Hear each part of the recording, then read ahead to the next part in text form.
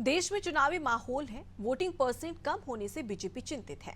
इसी के चलते अब अमित शाह ने कमान अपने हाथ में ले ली है और खुद पार्टी के राष्ट्रीय अध्यक्ष जेपी नड्डा वोटिंग परसेंट बढ़ाने पर जोर दे रहे हैं। बीजेपी लगातार चिंतन और मंथन कर रही है और तीसरे चरण के चुनाव में वोटिंग परसेंटेज बढ़ाने पर फोकस भी कर रही है। क्या है कम वोटिंग के सियासी मायने, देखिए इस खास रिपोर्ट में। आंकड़ों के मुताबिक 2019 के चुनावों की तुलना में इस बार पहले 2 चरणों में मतदान में 2.8 से 3.3% अंक की गिरावट आई है। इस साल पहले चरण के चुनाव में 66.14% और दूसरे चरण में 66.71% मतदान दर्ज हुआ है। 2019 में इन सीटों पर 69.4 और 69.6% अधिक मतदान हुआ था। 2019 में इन सीटों पे जो औसत था वो 67% था और अभी 58.35 है, तो कम हुआ।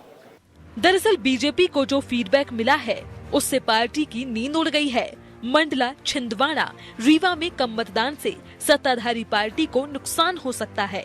जानकारों की माने तो पहले ज्यादा मतदान सरकार के खिलाफ जाता था, लेकिन पिछले 1 दशक से ज्यादा के आंकड़ों को देखें तो ज्यादा मतदान मतलब सत्ताधारी को फायदा, लेकिन कम मतदान का मतलब लोगों ने वोटिंग में रुचि नहीं दिखाई, यानी सत्ता पक्ष को नुकसान होने का अनुमान लगाया जा रहा है। बावजूद इसके भी बीजेपी अपने 400 पार वाले नारे पर कायम है। बीजेपी प्रवक्ता का कहना है कि 4 जून को जब रिजल्ट आएंगे तो परिणाम हमारे पक्ष में होगा। देखिए, भारतीय जनता पार्टी तो लोकतंत्र को में विश्वास करती है और चुनाव जो होते हैं उनको अश्वमेध यज्ञ के महाकुंभ की तरह मानती है और एक एक कार्यकर्ता हमारे प्रधानमंत्री माननीय नरेंद्र मोदी जी से लेकर के प्रदेश के अध्यक्ष माननीय वी डी शर्मा जी, मुख्यमंत्री श्री मोहन यादव जी और एक एक कार्यकर्ता सब अपनी अपनी आहुति दे रहे हैं। और जिस प्रकार से हम सभी को माननीय राष्ट्रीय अध्यक्ष आते हैं, जेपी नड्डा जी आते हैं, अमित शाह जी आते हैं, वो सब आते हैं, हमको विजय के मंत्र देते हैं, हम सब ऊर्जित होते हैं और अधिक से अधिक मतदान के लिए भारतीय जनता पार्टी कृत संकल्पित रहती है। और आप देखिएगा 4 जून को जितने भी वोट रहेंगे उसमें हमारा लक्ष्य है कि जो वोट पड़ेंगे उसमें 10% और अधिक बढ़ाना, मतलब इस बार 60% के आसपास का मत प्रतिशत रहेगा। जो पिछले 2019 के लोकसभा चुनाव थे उसमें भी हमको लगभग 60% का मत प्रतिशत मिला था। वहीं कांग्रेस नेताओं का कहना है कि मैदान में तैनात है।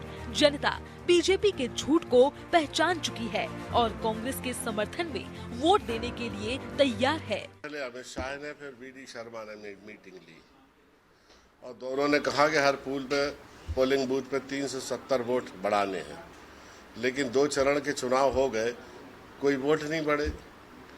पिछले 3-4 चुनावों में सबसे कम मतदान मध्य प्रदेश में हुआ। बीजेपी का कार्यकर्ता ये कह रहा है कि मलाई आपने खाई 18 साल, हम काहे को वोट निकालें, आप ही निकालें।